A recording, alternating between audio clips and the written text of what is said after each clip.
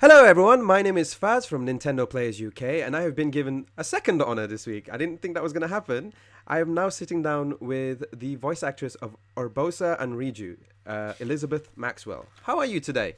I'm wonderful. I was going to say cheerio, and then I stopped myself, and then I said it anyways. It's fine. I think us UK folk will appreciate that. So, how has your year been so far?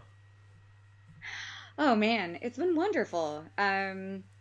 It's been really busy, and I have been really lucky to work on some both super professionally and personally satisfying projects this last year. So I really can't complain. Is there anything in particular of note you want to talk about right now? Oh gosh. Well, it was pretty cool. I got to work on, obviously, Nintendo's Breath of the Wild, Legend of Zelda Breath of the Wild, and Persona 5, which were both, pretty popular and like critically acclaimed games this last year. And the fan reception and fan reaction to that has just been really lovely. And I mean, those were the two main things that come to mind for me. Lots of other projects too, but those are the two main ones that I've been most proud of. Well, to be fair, you're right. They are both pretty critically acclaimed, so it must have been a bit of a arduous task picking between whose side do you go on. Obviously, we know the best side, but you know. Uh, Indeed. all right, so we'll get into the questions. Last week I got to, or at least the last interview, whenever this video comes out, I got to speak with the other three champions, and I will be going through the questions again, considering when this interview takes place, it was quite short. It was quite close. We just got this out of the way, so we do apologize if there's questions you've heard before, but we hope you still appreciate the interview nonetheless. So the first question I need to ask is, how often do you get to interact with the other voice actors, and have you actually got to meet them in real life? I believe I have gotten to meet everybody in real life at this point. I did get the pleasure of running into Joe, Amelia, and Sean. Usually, like as one of our sessions was ending, the other would be coming in. So I've gotten to chat with them a little bit. Um, by far, the one I've actually become closest with, though, is Patricia Somerset. She's the voice of Zelda, and her and I have actually become pretty good friends. And we travel a lot together. We go to a lot of conventions together, and she is actually crashing at my place this week for South by Southwest. Woo! So roomie for a couple days. Oh well, let her know we are thinking about her, and we are thankful for her voicing of Zelda, and we hope to see her on here sometime. Since it's been, I you're gone. Sorry. pass on both of those sentiments. One day, one day. Where did voice acting start for you then? Since you've looking at your filmography and your voicing, you've done quite a lot. It's funny. I didn't actually start pursuing voice acting until about 5 years ago, which I guess is only funny to me because I've wanted to be an actor my entire life. Like ever since I was 5 years old, that was what I figured out I wanted to do, and kind of went through my whole adolescence with that goal in mind. Got a BFA in theater, lived in LA for 5 years, and pursued on camera work, which I'm still doing. But when I moved to Austin from LA, I knew that the market was going to be somewhat smaller and was trying to think of like other ways to, get income and exercise my creativity. And a couple of friends of mine who work in the video game industry, were kind of like, well, you have a good voice, you have an understanding of the genres because, I watch a lot of anime, I play a lot of video games. And I guess after hearing that enough times, it was kind of like, why haven't I thought of doing this before? And that began my journey. And I'm so glad for it because I can't imagine my life without voice acting now at all. Well, I'm glad you're there because you get to voice Urbosa and Riju and the Winter, which we'll get to soon enough. So it's like you said, you said it yourself that you're a big fan of anime and video games. So when Hmm. you when you got to when the Legend of Zelda, with Legend of Zelda being the very first game to release on a Nintendo Switch, did you feel any sort of pressure on this title? Because the very first trailer that came out for it was with where we heard from the champions was probably late 2016, I think it is. So, Mm-hmm. what was that? What was that like for you? Did you feel pressure, or was it different types of things that you were thinking about at the time? No, for sure. I mean, whenever you work on something that you already know ahead of time is going to be to have a lot of attention on it, there's obviously a huge amount of pressure. I feel like I was kind of primed for it because I stepped into the shoes of Mary Elizabeth McGlynn to voice the younger version of Modoko Kusanagi for the Ghost in the Shell Mm-hmm. franchise. And that was really nerve wracking because she's like a goddess among voice actresses. And, you know, Major is one of the, most well known anime characters of all time, I would argue. Yeah. Um, Thankfully, I didn't feel as much pressure when we were actually recording. It was easy to kind of get lost in the job and in the joy and the work of it. But definitely I was like biting my fingernails, like leading up to the release and the first couple of days of the release, um, waiting to see like what the kind of like general fan reaction was to the voice acting. Personally, I loved Urbosa in this. Just everything about her voice, even like some of her actions we'll get into later. But for me personally, I really liked Urbosa. I think Thank I you. think Urbosa is my favorite champion, but it's only because of one scene. We'll get to those sort of we'll get to that question when it comes up. But I am getting ahead of myself. I do apologize. It's all good. Thank you. When taking on the role, what mindset did you take for your character, for Urbosa in this Uh, case? well, it's interesting because, I do play a lot of badass women characters. So the warrior aspect of her was not unfamiliar Hmm. for me. Like I could kind of play that sort of role, half asleep. The maternal aspect of her personality was a little bit more of a challenge for me because I'm the youngest one in my family. I don't have children. I don't have, I'm not really super close to anyone that has children. And I was definitely kind of like, ooh, how am I going to make this relationship believable? Like, where am I going to like pull these emotions from? And there was a moment before we filmed the scene on Bah Naboris where Zelda's kind of like fallen asleep, in my lap, and I'm talking to Link about, taking, care of her and stuff. Um, where the director, Jamie, was like, Elizabeth, just imagine that Patricia is your cat. And I was like, oh, Oh wow! I get it. Oh my god, that was actually the scene. That was the scene I was thinking So, about. yep, yep. So in that scene, I am talking to my cat. Wow. So what we've learned today is Patricia is a cat. Should I mention this to her? I have told this story in front of her, and I think that she was equal parts like amused and like dismayed. Wow. Oh my god, that's wow. It's actually difficult to find a good segue to this, but I'm just gonna ask it anyway. Um, did you face any challenges with your particular character? I would assume that there would be more challenges playing Riju, because you said it yourself. You're used to playing badass characters. So, were there any challenges playing either Urbosa or Riju?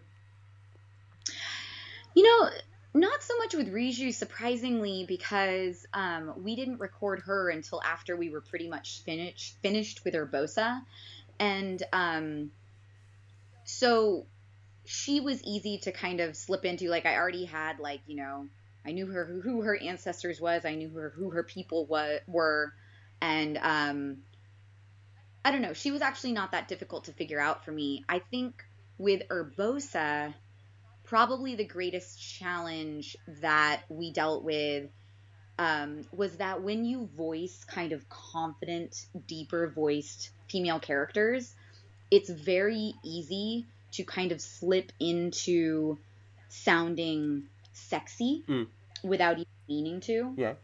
And they definitely did not want Urbosa to go that way. They wanted her to, be more like the tough maternal prankster. And so that was the one thing I feel like that I kind of had to constantly keep an eye on and check in with the director about was, just making sure that it wasn't straying into sexy town. Okay. Well, I thought it came across that way. It just seemed more like I would love to hang out with Urbosa all the time, personally. I think she... Me too. I just hope she doesn't use her lightning on me. That would be... it would end up... I think we'd end up going into anime territory if she did. So, what was the transition like going from the main game to the DLC, if I may ask, in terms of performance? Well, we had a different director, so that always changes things just a little bit, because, each director brings their own interpretation and style to the session. And, but, with something like the DLC where the character is already pretty well established, there wasn't a ton. It was just pretty cool getting to, see different, aspects of Urbosa's character and details of her background and her storyline come out. And really getting to explore more of that, the bittersweet, feelings of pride and regret of, missing Zelda's mother and, trying to do right by Zelda and being really proud of her, but missing her. And, all of those kind of complex, conflicting emotions that were going on was really sometimes tough, but a really beautiful thing to kind of try and weave together. Yeah. The concept of Zelda's mother did not come up to me there, so that's interesting to hear. Yeah, sorry, I don't know if that was actually something that may have stayed in the session and that we just talked about it. I don't know if it was ever verbalized, but we definitely talked about, kind of adding nuance and layers onto my character that, that it was very likely that Urbosa and Zelda's mother, the queen, were good friends, Yeah. With Urbosa being, I know she's not the, only female champion. Yes. But, one of the female champions, she's been there by, the leaders of Hyrule's side for a very long time.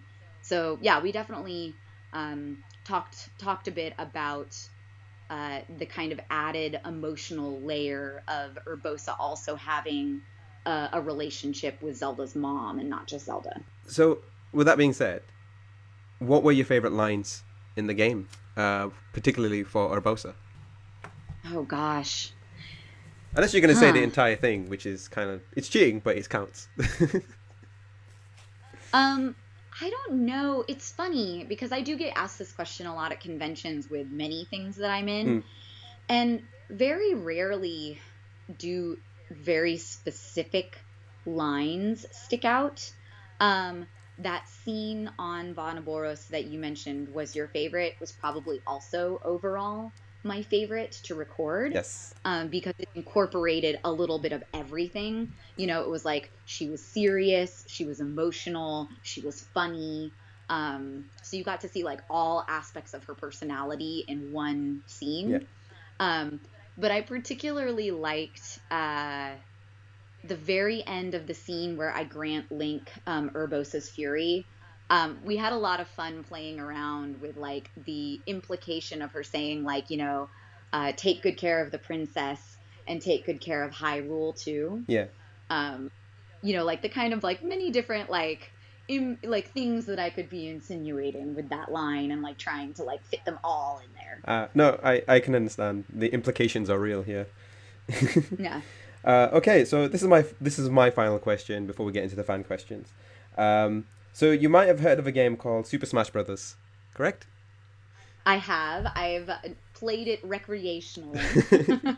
So it recently got announced in a Nintendo Direct. Would you like to see your character appear? Heck yes! Absolutely. I think Urbosa would be a fantastic addition to the Smash Brothers, playable characters options. I mean, I know Link usually gets the spotlight, but I think that all of the champions would be a great addition. For anyone who might be listening to this in retrospect, Sean Chipperlock, who voices Rivali, was so excited because I don't. Obviously, you weren't there for the main recording, but he mentioned on his Twitter that if Rivali becomes an assist, he will give out copies of Smash Brothers. That's how hyped he was, and he got to the point where if Rivali becomes playable, he was going to give away a Switch. So, yeah, that's a thing. So, you're not going to do something similar, are you? I mean, it hadn't occurred to me. Maybe I'll think about it. All right. Thank you for answering my particular questions. We'll get into the fan questions now. We'll see how many we can finish in the time we have. But first question is from Neve. She's a very big Zelda fan. She's a cosplayer as well. She asks, who is your favorite character and why? When I asked this to the other champions, it was opened up to anyone, any character, but who is your favorite character in the Zelda series? And then tell me who's your favorite character in general, if that is something you'd like to do. Oh gosh. Well, I know we kind of talked about this. Fair disclosure. I did not come from a Nintendo family. I came from a family that was like firmly like Sega Genesis, Sega Dreamcast. Oh my God, what were we thinking? No, it's fine. I was there too. It's fine. Yeah. So I don't have a lot of experience with the other Zelda games, so I couldn't say. Oh, not in Zelda in series, just Breath of the Wild. You can be specific. Oh, in Breath of the Wild. Yes, because you would have had more interaction with the characters in that particularly. I mean, I know that it's like super cliche to say my own character, but I really did. I mean, I usually find ways to like every character that I voice, but I don't always love every character that I voice. And I loved Urbosa. Like, she was such a joy to play, and like the specifics of her character, like the Gerudo as a tribe as a whole, her as a woman, like everything about her, I just really jived on. And the fact that she was like this strong, sexy, confident, capable woman just really appealed to me. So sorry, but not to, humble brag about my own character, but it's the truth. It's fine. It counts. It's to me. No, it's fine. Next question. Richard Brown asks, "What is your?" I don't Sorry, go on. My favorite character in general. Oh, if you want to, yeah, go for it. I do apologize. I didn't mean to interrupt. No, I mean, this isn't a very well thought out answer, and I'm sure if you gave me like 10 minutes to think about it, I might come up with several others. But I've always been a huge Chrono Trigger fan, and Luca was always one of my favorite characters because I was like a very kind of nerdy, brainy academic kid growing up. Yeah. And Luca is the first character that I remember seeing in a video game that was like brainy and badass and cool. And I was just like, oh, I want to be her. She's me. So she's always been one of my favorites too. That's amazing. That's amazing. I don't know what to add to that, to be fair. I really don't, because we all like our own. All nerdy characters are badass in their own right. Let's be honest. With that being said, Richard Brown asks, "What is your favorite part of Zelda that you weren't directly involved with?" You probably already said this, but with the Patricia memory. But was there any others? Well, I haven't gotten very far into the game yet, so Boop-a-doo. It doesn't have to necessarily be with the game. It could be something that was in response to the game. So, for example, a fan interaction or something you may have been given, or just a memory in the booth if that was something that you were interested in. It does not have to. Gotcha. Well, one of my favorite memories that I can think of off the top of my head is that a really lovely young woman contacted me on Twitter, and she basically wrote me this amazing message telling me about how she had always had a lower voice for a female, and that she'd always been teased for it and had felt kind of like embarrassed about it, and that playing Breath of the Wild and hearing Urbosa made her start to think differently about her own voice, and made her realize that, like, maybe all these people who were making fun of her weren't right, and maybe having, you know, a lower voice could be awesome and cool and beautiful. And that, like, made my day. That's like one of the best fan messages I've ever received. Well, I'm glad that the performance has empowered another, and that's such a sweet memory. Yeah. If there's any more like that, if you happen to be listening and you do happen to have it, do send it her way. She deserves it. Aww. With that being said, next question is from Imran Nala from Bolton. If there was one thing they could change about the character in terms of designs, in terms of what they'd look like, what would it be? Would you give him a different color?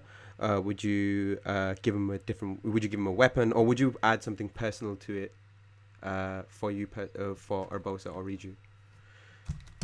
The only thing I feel like that I would change is maybe take away the heels. I mean, don't get me wrong. I love wearing a good pair of high heels. They make your legs look amazing. But I've always thought that it's a little silly that so many video game characters and anime characters run around fighting in heels. Like, it's just not realistic. And it's really painful in real life. She manages to do this in the desert, though. So her control must be on point. I know, right? It's no wonder she has such muscular calves. So yeah, I think that would maybe be the only thing that I would change. Other than that, I love all the character designs. I think they're pretty damn perfect. And I love that, I mean, this is such like a silly, superficial thing, but it's like, I love that I have red hair and Urbosa has red hair. I would never change that. Yes! Redheads for the win. With that being said, Nai Nakai asks, did you do more takes of the voice clips from the champion's powers than you did for any other part, as they are repeated so often in the game? I don't honestly remember. So, the line Urbosa's Fury is ready. Because you shout that in between the game. It's just because it happens so often, for at least for the fans to hear when they're playing, to use their ability. We were just wondering if there was more, if you had said it more than once, if you had recorded it more than one time. We almost record everything, or almost always record everything more than once. They usually, particularly like on in-game lines like that, not ones that are part of the cutscene, but standalone in-game lines, we almost always record at least 3, sometimes more. I to be perfectly honest, I don't remember how many we recorded for Urbosa's Fury is Ready, but I don't remember like harping on it a lot. Like, I feel like it was just kind of treated like any other line, and we recorded the same number of variations. So. And this is the final fan question. So this is actually from 2 people, because one of them is both of them are very big Ruby fans. Flori, the little sister, says hi, by the way. Hello. And Brian E. Baxter from Huddersfield asks, when you voice different performances each day, how do you mentally switch between each character? She says, I have a cup of tea because it's the Yorkshire thing to do. That's such a good question and such a good idea. I love tea. I love like the ritual of tea and how it kind of forces you to like take a break. Because I don't smoke, so it's like, I don't know, tea or coffee is like my cigarette break. You'll love England then. Oh man, I've been to London a couple of times and I always do high tea every time I go. Oh, so amazing. But that's honestly a fantastic question, and every voice actor handles it differently.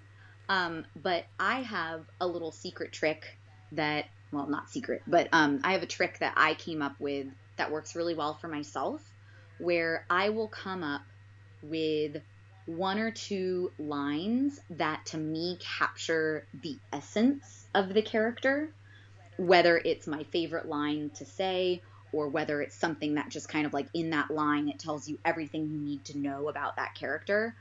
And I kind of like really grind that into like my body and my brain. And then when I need to like short circuit my brain into that character, just saying that line will immediately give me both the physical vocal performance as well as like the inner life of the character. And that for me is the quickest way to make that switch. The secret part is that I won't ever tell anybody what the lines are for each character because those are very like private and like intimate for me. But the tool itself is not secret. Well, to be fair, that is an amazing tool to use, and maybe one day we'll catch you off guard and we'll hear it, and we'll then be able to become you. No, not really. But all right. Final question, and I always ask this at the end when it comes to voice actors. What do you feel is the most important thing for a voice actor to be, as you will be the generation, or at least you will be inspiring new people who would want to get into voice acting? What do you think is the most important thing to remember?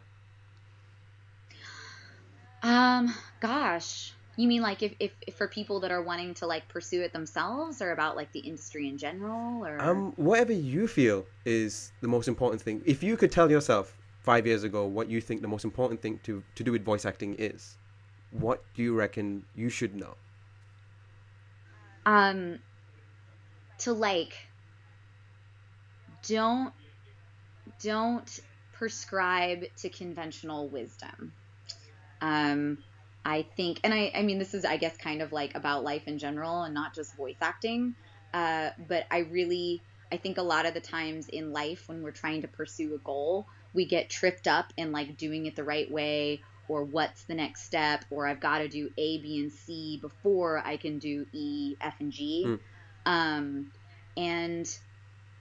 I'm kind of like, if you have a passion or you want something, just go for it and be creative and be fearless, and don't be afraid to like break the rules a little or go for the gold instead of like grinding out, the little baby steps first.